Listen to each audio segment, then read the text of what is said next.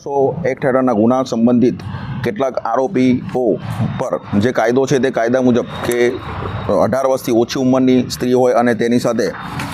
લવ affair હોય તેમજ તેને બગાડી જવાનો ચાર્જ હોય તો તેવા ગુનાના કામે આરોપીની અટકાયત કરવામાં આવતી હોય છે અને કેટલાક આરોપીઓ આવી રીતે જેલમાં છે જ, પરંતુ આ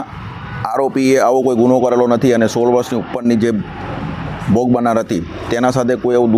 દુષ્કૃત્ય પણ કરેલું નથી, જેથી આરોપીને નામદાર કોર્ટે શંકાનો લાભ આપીને નિર્દોષ ઠરાવી છોડી મૂકેલો છે, જેથી અમે ન્યાયતંત્રનો ખૂબ આભાર માનીએ છીએ. રોજ ડભોઈ પોલીસ સ્ટેશનમાં એક ગુનો રજીસ્ટર કરવામાં આવેલો અને તે ગુનો રજીસ્ટર કરવામાં આવતા તે ગુના બાબતે પોક્સો કેસ નંબર 15/2022 અને આરોપી તરીકે અશોકભાઈ મથુરજી ગોહિલ નાઓને આરોપી તરીકે મૂકવામાં આવેલા. આરોપીનું નામ લક્ષ્મણભાઈ અશોકભાઈ ગોહિલ અને તેઓના પર પોક્સો એક્ટની કલમ 4(5)L 6 તેમજ 17 તેમજ 363, 366 અને 376 3 મુજબનો ચાર્જ લગાવવામાં આવેલો. તે ગુનાના કામે મહેરબાન ડભોઈના ડિસ્ટ્રિક્ટ સેશન જજ સાહેબની કોર્ટમાં આ ગુનાનો ટ્રાયલ ચાલેલો. આ ગુનાનો ટ્રાયલ 3 વર્ષ સુધી ચાલતા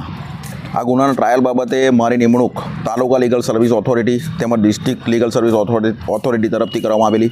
અને આ ગુના અંગેનો ટ્રાયલ હું ચલાવેલો અને આ ગુનાના ટ્રાયલના કામે આરોપી લક્ષ્મણભાઈ અશોકભાઈ ગોહિલ નાઓને આજરોજ નામદાર ડિસ્ટ્રિક્ટ એન્ડ સેશન કોર્ટ દ્વારા શંકાનો લાભ આપીને આરોપીને નિર્દોષ ઠરાવી છોડી મૂકેલો છે.